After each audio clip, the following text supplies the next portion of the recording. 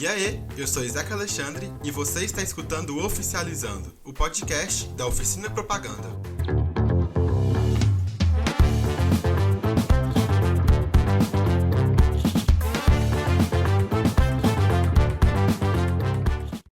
Aê, mais um episódio do Oficializando está no ar. Eu estou aqui hoje com Valéria Vilas Boas. E aí, Valéria, agora é oficial? É oficial, faz tempo já, né? Já é oficial. Faz bastante tempo. Valéria, oficializa pra gente quem é você na fila do pão.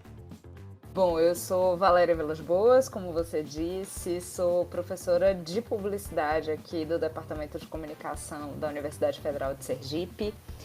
Sou formada em jornalismo, mas tenho atuado há bastante tempo já na pesquisa em comunicação, sobretudo em relação ao audiovisual, né? Tenho trabalhado, sobretudo, nos temas de pesquisa em televisão, pesquisa sobre jornalismo, pesquisa sobre história da comunicação, né? Esses são meus principais temas de interesse. Aqui no curso de PP eu sou também tutora da oficina, né? Então a gente está há algum tempo juntos aí nessa empreitada. Acho que é isso, basicamente. Maravilha, como vocês perceberam, estamos aqui hoje para falar de uma das áreas da publicidade novamente, que é a pesquisa. E antes de seguir com o programa, eu quero divulgar nossas redes sociais. Você, ouvinte, pode acompanhar a publicação do nosso podcast pelo Instagram, @oficializandopod. Eu volto a lembrar que nosso podcast é quinzenal e os novos episódios vão ao ar nas sextas-feiras, a partir das 19 horas, em todos os agregadores de podcasts e também no YouTube. Além disso, eu vou trazer uma novidade aqui hoje. Se você é estudante da UFES e deseja participar da oficina propaganda, eu posso revelar que hoje mesmo, sexta-feira, que você está escutando esse episódio, que acabou de sair, nós abrimos o edital do processo seletivo. Então, se você tem interesse em ser um astronauta dessa espaçonave, que é a oficina propaganda, entra lá no @oficinaej e dê uma olhada no nosso último post, que ele é bem temático, a gente esforçou bastante para fazer ele. E as inscrições estarão abertas a partir do dia 20/5, hoje, e vai até o dia 10 de junho. Aguardamos o contato de vocês. Valéria, você pode reforçar isso aí, porque você conhece a oficina e eu imagino que você esteja ansiosa para conhecer novos astronautas. Vou então reforçar o convite de Isaac. Eu acho que uma das coisas mais legais do momento de formação da graduação é a possibilidade de experimentar o que vocês estão aprendendo, né? Então, assim, ter uma experiência prática com o que a gente desenvolve em sala de aula, né? E a oficina é um espaço muito interessante para isso, sobretudo porque tem uma pressuposição de autonomia dos alunos, né? Então, a gente tem 2 professores tutores no momento, que somos eu e Mário, mas a gestão da oficina ela é toda feita por vocês, né? Então isso é uma coisa bem legal, assim, acho que é um espaço que vocês encontram em poucos lugares. Dentro do mercado de trabalho vocês vão encontrar poucas possibilidades, né? De seguir com essa experimentação, vocês vão ter demandas mais diretas. Então, eu acho que é um momento ideal para vocês experimentarem na prática o que vocês estão aprendendo, propor inovação, né? Acho que esse é o espaço ideal para isso. Perfeito. Se você também tem alguma dúvida de como é que funciona a oficina, a gente fez um episódio sobre isso, o Off Pocket 2, que é edital, vagas e oficina, a gente conta um pouquinho da experiência. Eu recebi Ricardo, nosso diretor-presidente, e Dantas, nosso diretor financeiro, e a gente bateu um papo sobre como é que funciona toda a nossa gestão, as demandas, regimento interno. Então, se você quiser tirar essa dúvida antes de se inscrever, vai lá e dá uma escutada nesse episódio. Dito isso, vamos para o nosso próximo quadro.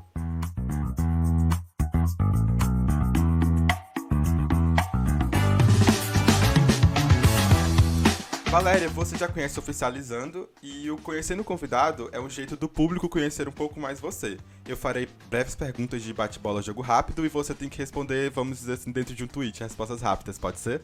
Pode ser. O tweet agora é um pouquinho maior, né? Não é mais 140. Um pouco maior. Isso. Vamos lá. Você comentou antes, mas quero que você fale de novo. Uma área de pesquisa. Minha paixãozinha são os estudos de televisão, né? Eu sou uma pessoa que cresceu com a TV, então eu sou uma espectadora de TV. Foi assim que eu cheguei nessa área de pesquisa e continua sendo meu xodó. Perfeito. E seu livro do momento? Vou citar dois, tá? Um que foi o último Ótimo. que eu li inteiro e um que eu tô lendo agora, eu tô terminando. O primeiro é Esboço, que é um livro de Rachel Cusk, que é uma autora que tem uma trilogia, né? Esboço é o primeiro da trilogia. E é uma narrativa muito interessante porque é uma narrativa muito cotidiana, assim, ela vai contando acontecimentos no correr do dia e a partir disso refletindo sobre questões maiores. Então acho que é um livro bem legal. E no momento, eu tô lendo um livro que chama Stella Manhattan. É um livro de Silviano Santiago, um livro antigo que eu queria ler há bastante tempo. E um livro que faz uma discussão interessante de questões de sexualidade, gênero, na relação com o momento da ditadura militar brasileira. Então é um livro que eu recomendo muito. Assim. Silviano é um autor maravilhoso e acho que vale a pena ler. Salvando aqui, porque dica boa de livro a gente anota e guarda. Continuando, uma novela. Isso aqui eu tô roubando, tá? Porque eu sei que você é fã de novelas. Pois é, né? Aí bota o top com uma novela, é demais. É uma só. Uma só. Ó, pode ser duas? Pode ser duas. Vou citar pode. a novela do momento, que é Pantanal. Eu acho que vale a pena acompanhar Pantanal. Tá bonita. Tá todo mundo falando feita. dela. Pantanal tá muito boa. E a novela que é minha novela de predileção, do coração, assim, é a novela que marcou minha infância, que é Renascer. Uma novela das antigas, acho uma novela incrível. Fica aí a recomendação das duas. Maravilha. E pra finalizar, um autor. Vou citar um autor inglês que chama Jonathan Cole, que é meu autor queridinho, assim, é um autor que tem uma literatura muito interessante. Ele tem livros muito diversos, assim, livros que são, né, ficções mais fantásticas, ficções mais psicológicas. Ele tem livros bem diferentes, mas sempre narrativas muito inventivas, com reflexões sociais importantes. Ele tem uma entrada importante, assim, de reflexões políticas mesmo, de debater politicamente questões associadas às narrativas que ele constrói, e recomendo muito. Bem-vindo ao clube dos meus livros preferidos na vida. Círculo Fechado é a sequência de Bem-vindo ao Clube, enfim, todos os livros dele. Maravilha. Acho incríveis. Perfeito, a Valéria já adiantou o off da off aí, galera, só tem dica boa pra vocês. E agora que a gente se conhece melhor, a gente pode ir pra nossa pauta principal.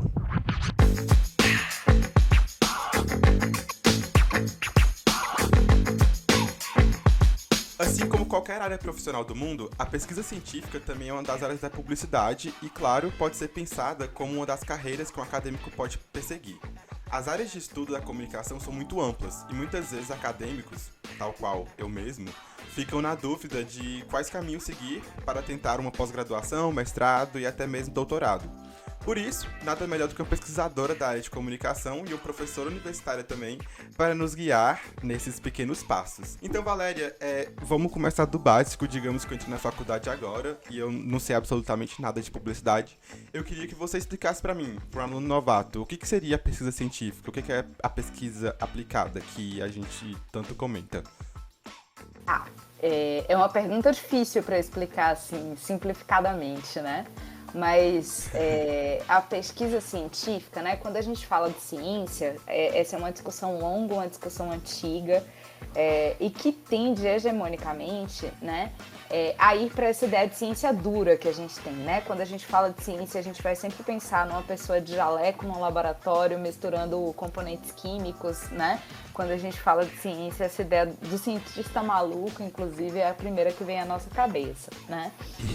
Mas a gente tem áreas diversas, né? No modo como a ciência foi se desenvolvendo, e as ciências sociais, as ciências humanas são uma dessas áreas, né? Importantes, assim. Sim.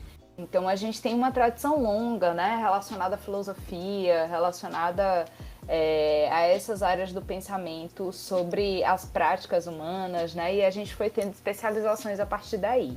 Uma dessas especializações é a área de comunicação, né? Que surge via sociologia, né?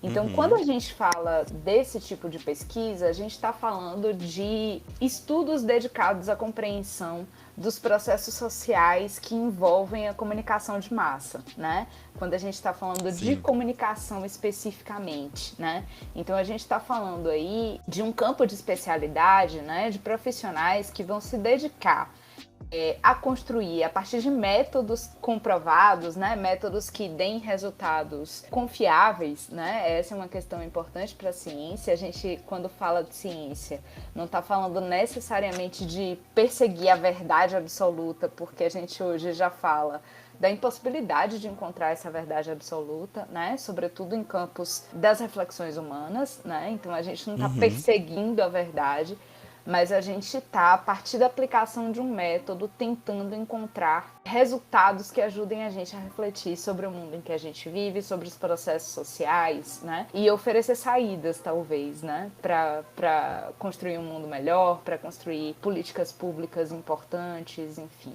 Acho que é um pouco isso. Sim. Perfeito, então vamos de passo a passo.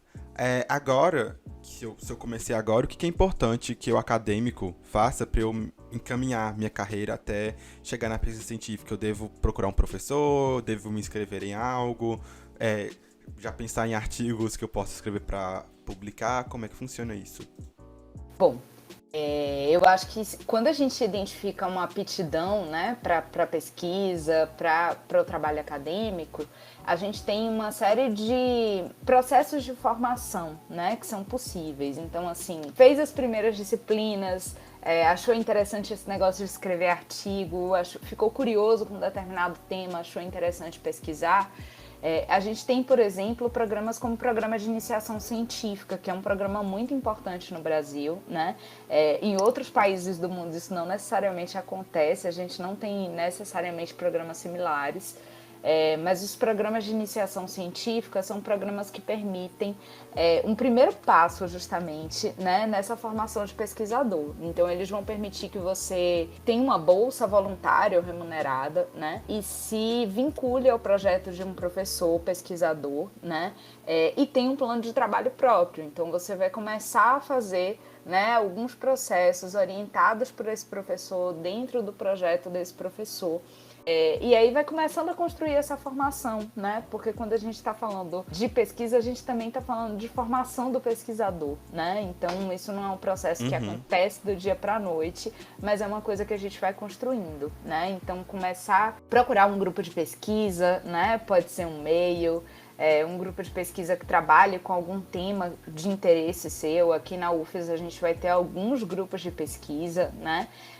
Vinculados aos temas de pesquisa dos professores dos 3 cursos, né, de cinema, de publicidade e de jornalismo. Então, são passos possíveis, né, se vincular a um grupo de pesquisa, se inscrever para algum projeto PIBIC, tentar uma bolsa PIBIC, né, que é uma bolsa de iniciação científica. Acho que são caminhos. Procurar um professor para conversar é sempre um bom caminho, né, um professor pesquisador, um professor com um perfil mais voltado para pesquisa, né? Então que possa te ajudar a encaminhar os seus temas de interesse, a entender melhor quais são as possibilidades, né, de formação. Enfim, acho que são caminhos possíveis e importantes, interessantes. Você comentou um pouco antes sobre aptidão, né, para seguir a carreira acadêmica, e até comentou de algumas opções que aparecem para a gente quando somos estudantes universitários, né? E como professora, você falou que é isso, o que é preciso para entrar no projeto de pesquisa, especificamente na UFES até, vamos pegar que é o nosso público-alvo aí, seria isso então, que você comentou, procurar professor, se instalar em iniciação científica, porque acabou adiantando um dos nossos pontos, então acho que dá para reforçar, né? Se você pensa nisso, faça tudo isso que a Valéria falou antes, tenha a disposição de correr atrás um pouco para encontrar um professor ou alguém que te oriente no que é melhor para fazer, para seguir essa carreira. Eu vou aproveitar e só reforçar que muito em breve a gente vai ter abertura de inscrições de demonstração de interesse, né, dos alunos nos projetos PIBIC. A gente está nesse momento com os projetos em avaliação, né? Os professores submetem projetos e planos de trabalho. A gente já passou dessa etapa, os projetos estão sendo avaliados para ver quais projetos vão ter bolsa, né? Remunerada ou voluntária. E assim que sai esse resultado, abre-se o cadastro de interesse dos alunos. Então, os alunos têm a oportunidade, né, a possibilidade de demonstrar interesse em determinada bolsa. E a partir daí os professores vão proceder a uma seleção, né? Então, recomendo que vocês fiquem atentos, porque muito em breve essa oportunidade vai aparecer. E há oportunidades de bolsas que são remuneradas e bolsas que são voluntárias, ou seja, elas não têm remuneração, mas têm um registro de pesquisa, né? Vocês recebem um certificado de envolvimento naquele projeto de pesquisa, recebem horas de atividades complementares, né, na relação com essa atuação, enfim.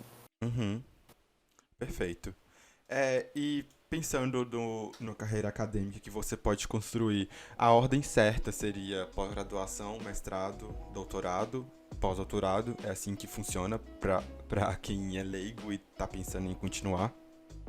É basicamente assim, né? A gente tem alguns outros momentos de formação. Por exemplo, a gente tem cursos de especialização, que em geral são mais voltados para uma atuação de mercado, né? Eles não necessariamente... A gente vai ter aí uma diferenciação entre pós-graduação estrito sensu e pós-graduação lato sensu, né?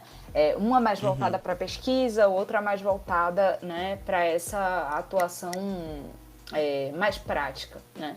Então, quando a gente fala de mestrado e doutorado, a gente está falando de formações de fato ligadas ao desenvolvimento da pesquisa acadêmica, né?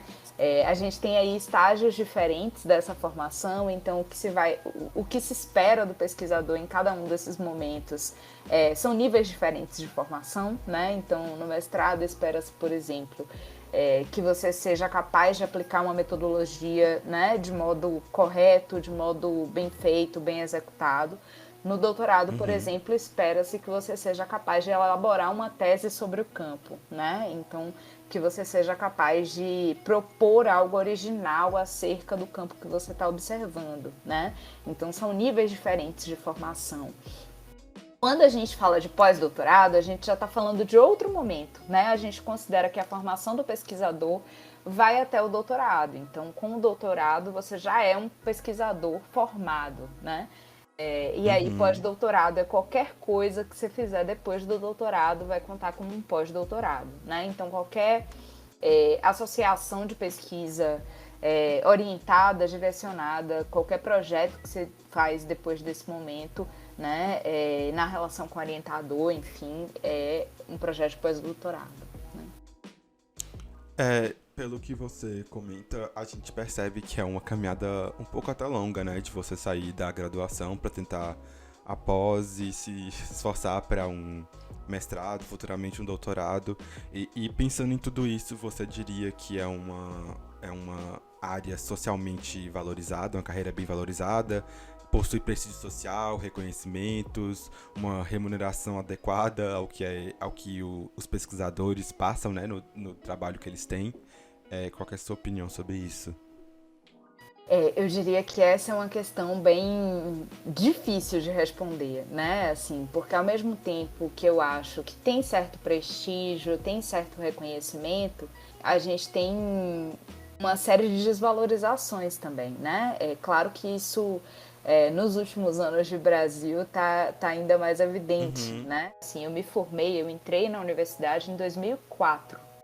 Então, a gente tinha ali um momento de muito investimento na universidade, né? Eu presenciei o Reúne, eu presenciei uma série de projetos que transformaram a universidade em um ambiente muito mais valorizado, né? Ao longo de alguns anos. Então, assim, quando eu comecei as minhas primeiras pesquisas, os meus primeiros projetos como estudante da graduação, às vezes eu levava meses para receber bolsa, né? Às vezes ficava com 4 meses de bolsa acumulada.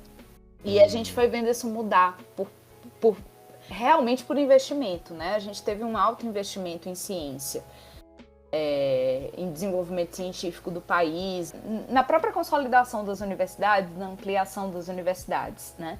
E nos últimos anos a gente tem visto esse investimento ser reduzido drasticamente. Então, assim, é um reconhecimento, né, do ponto de vista profissional, que às vezes está muito atrelado a esses vai e vens, né, do modo como determinados governos se comportam, enfim, né.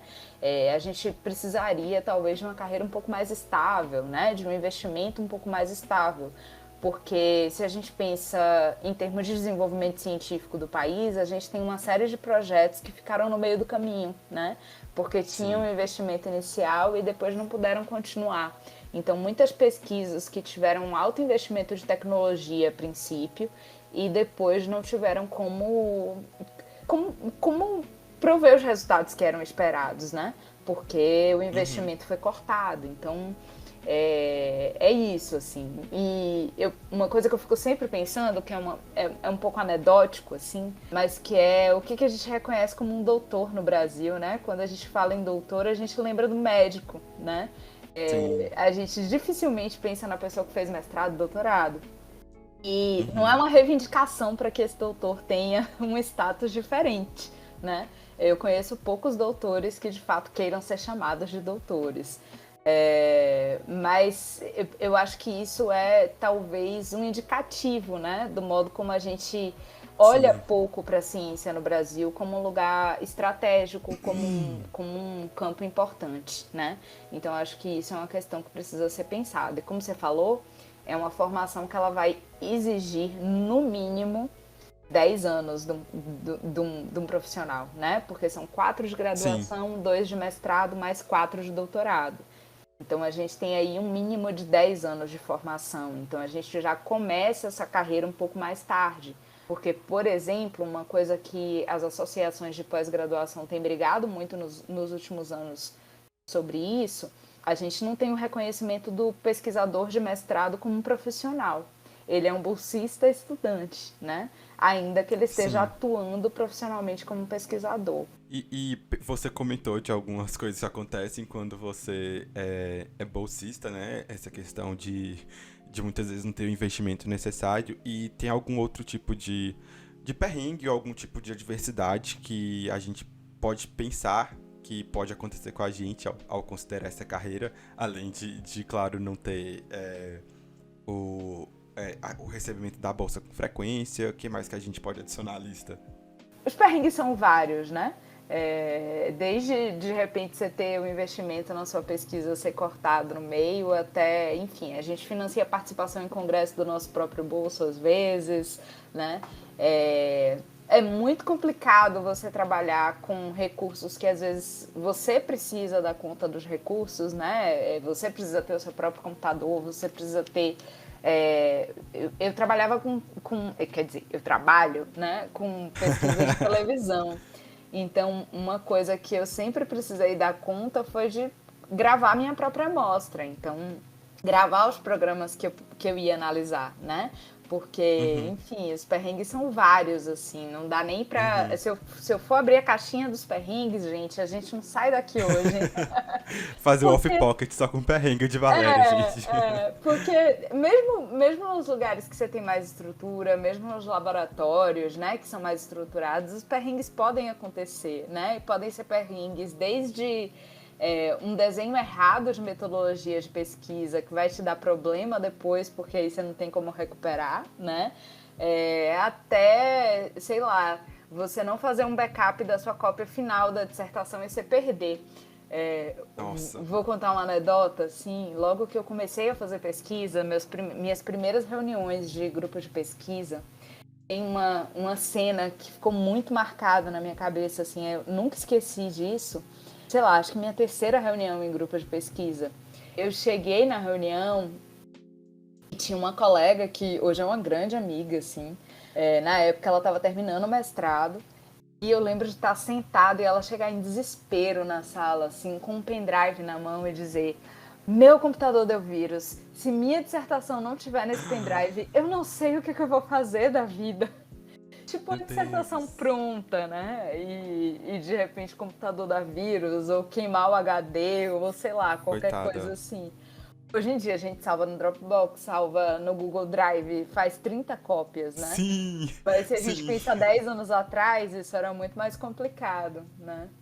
Nem vou dizer 10, Já vi, 15. já vi muita gente falando sobre isso. Meu Deus, aconteceu, eu perdi minha dissertação, perdi meu doutorado. Fazia cópia de tipo 2, 3 pendrive, deixava um pendrive de segurança com a mãe, sabe? No sentido de perder, guarda aí. Eu acho É. muito engenhoso isso, porque realmente são muitos anos de pesquisa que você investe ali pra perder de um dia pra noite.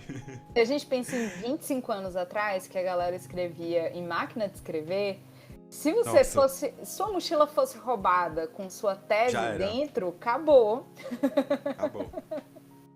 Acabou mesmo. É difícil pensar como era, né? como era antes. E Valéria, quais são as opções que quem segue carreira na pesquisa científica tem? Seria apenas a docência no âmbito acadêmico ou a gente pode pensar em outras áreas também? Ó, eu diria que principalmente a docência, porque no Brasil a gente tem um sistema que eu acho um sistema bem interessante, inclusive, né? Que é um sistema universitário que prevê a relação entre pesquisa, ensino e extensão. Então, é um sistema que prevê que todo investimento que a gente faz na formação de pesquisadores precisa ter um retorno, né? E esse Perfeito. retorno é na formação de novos alunos, né? Assim, então, a ideia é que se a pesquisa ajudar a avançar o campo, na formação dos alunos a gente consiga oferecer essa percepção do que tem de mais recente no campo, né? Do que é Uhum. inovador no campo, o que são os últimos desenvolvimentos, né? Então eu gosto do modo como a gente pensa essa relação no Brasil. Mas eu não diria que é a única possibilidade de construção de carreira, né? A gente tem pesquisadores que vão atuar, por exemplo, em empresas, né? Que vão ajudar a desenvolver pesquisas para empresas. Se a gente pensa em uma área como farmácia, por exemplo, os doutores em farmácia estão trabalhando no desenvolvimento de novos medicamentos para determinados laboratórios, né? Se a gente pensa em pesquisa social, a gente também vai ter uma série de pesquisadores atuando na relação com empresas, com desenvolvimento de tecnologia, por exemplo, né? Então, Uhum. enfim, as possibilidades são variadas, mas principalmente, né? O desenvolvimento de pesquisa no Brasil se dá na universidade pública e aí, esse lugar primordial de atuação é na universidade atrelada à docência. Perfeito. É uma troca interessante do jeito que você falou. Ó, a gente te ajudou a aprender, agora você vem ajudar a gente a ensinar. Eu gosto dessa lógica, porque aí não perde também, né? Tipo, é uma forma de manutenção de professores acadêmicos que a gente tem no Brasil. É muito interessante isso. Eu não sabia que. É qualificador do ensino nesse sentido, né? Porque você oferece para a graduação um corpo docente qualificado, né? Perfeito. A gente já está caminhando para o final, agora a gente vai partir um pouco mais de sua experiência.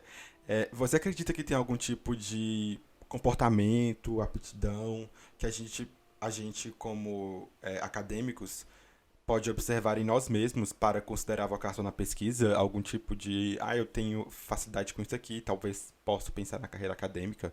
Eu diria que o principal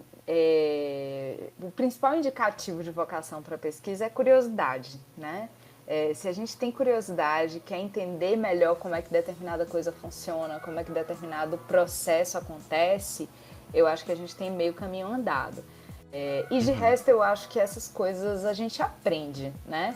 A gente pode aprender a desenvolver um método de estudo, a gente pode aprender a desenvolver um método de pesquisa. É claro que é um tipo de trabalho que vai exigir de você concentração, vai exigir paciência para a leitura, né? Eu sempre digo, isso é uma coisa que eu costumo repetir muito, assim, a gente não faz pesquisa sozinho, né?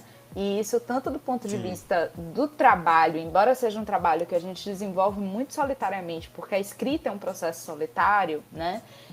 A minha experiência de pesquisa toda é de fazer pesquisa em grupo de pesquisa. Então, assim, é uma experiência da partilha da pesquisa, né? De avançar junto com os colegas, né? Então, de discutir os achados, de discutir os resultados, discutir as referências, né? Isso sempre foi um processo importante. Mas é claro que precisa de uma paciência para a leitura dos textos, precisa de uma paciência para a busca de referências, precisa de uma paciência para a coleta da amostra, né? Para a coleta do material que vai ser analisado. Então, mas também acho que isso é uma coisa que a gente aprende, né? Eu acho que a principal característica que determina essa vocação é a curiosidade, de fato. Perfeito. E por último, pra gente finalizar com chave de ouro, conta pra gente o que te fez optar por carreira acadêmica, da onde que veio a paixão? Eu não sei se eu sei responder essa pergunta. E é uma coisa que até pouco tempo atrás eu ficava achando assim, eu escolhi pesquisa porque foi o caminho fácil, assim, foi o que eu comecei a fazer, comecei a me interessar. Depois um dia eu parei pra pensar e fiz, nossa, eu sou muito cruel comigo, achando que foi o caminho fácil, porque não foi nem um pouco fácil. Eu imagino, né? Não foi não.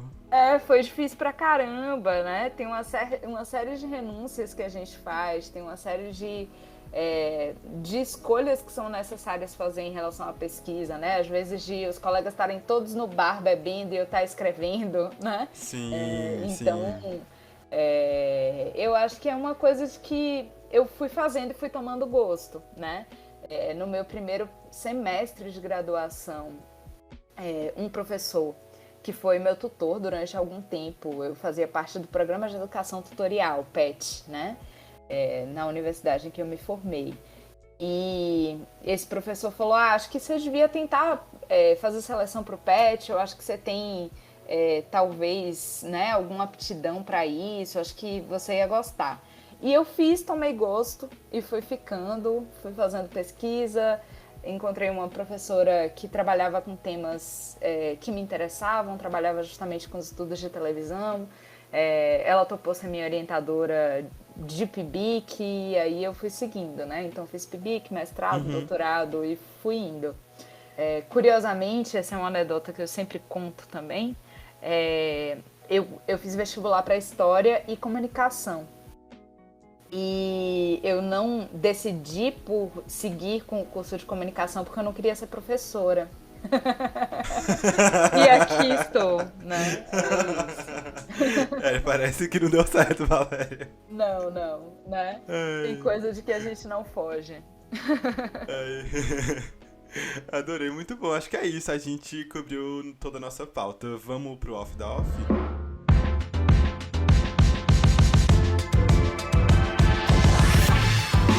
Chegamos no Off da Off, o último quadro do nosso programa. Aqui é um espaço pra gente dar uma boa dica pra você, ouvinte, aproveitar nas próximas 2 semanas que não teremos episódio.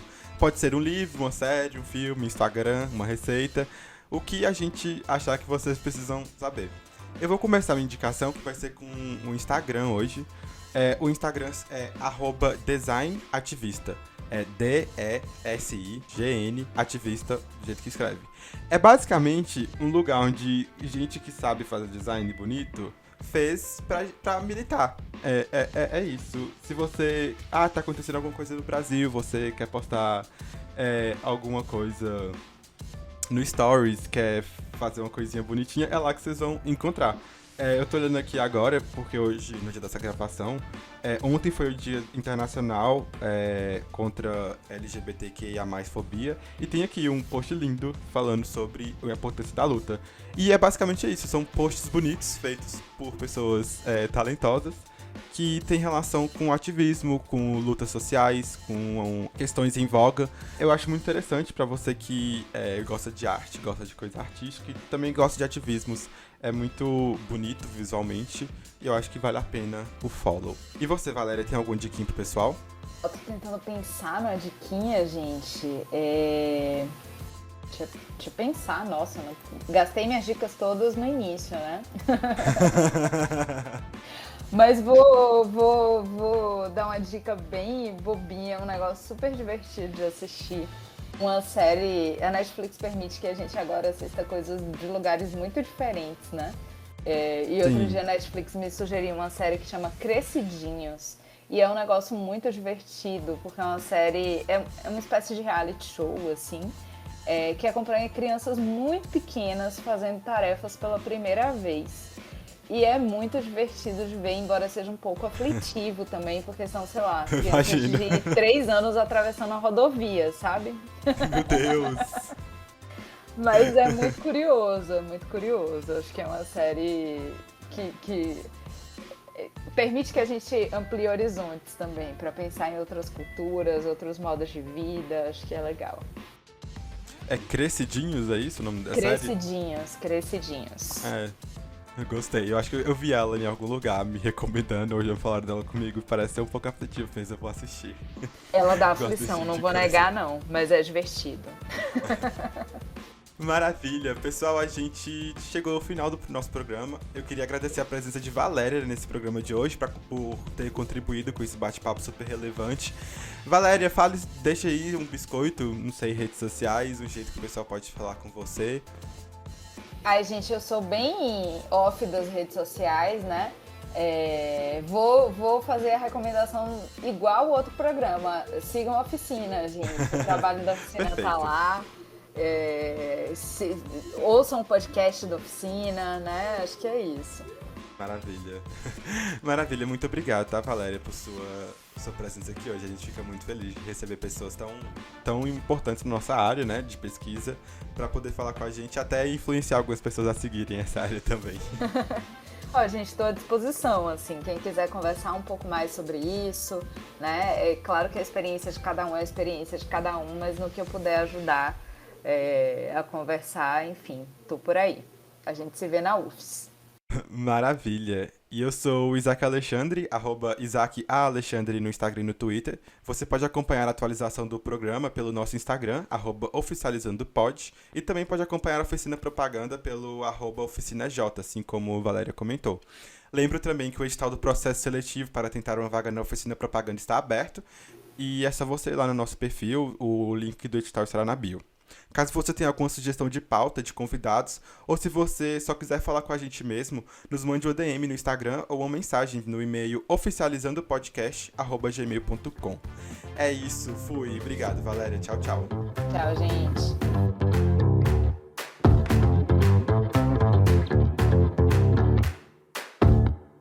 O podcast Oficializando é uma produção da Oficina Propaganda EJ. Este episódio foi escrito por Isaac Alexandre, Laura Maria e Lisane Rocha, apresentado por Isaac Alexandre, e a edição é do Gabriel Dantas.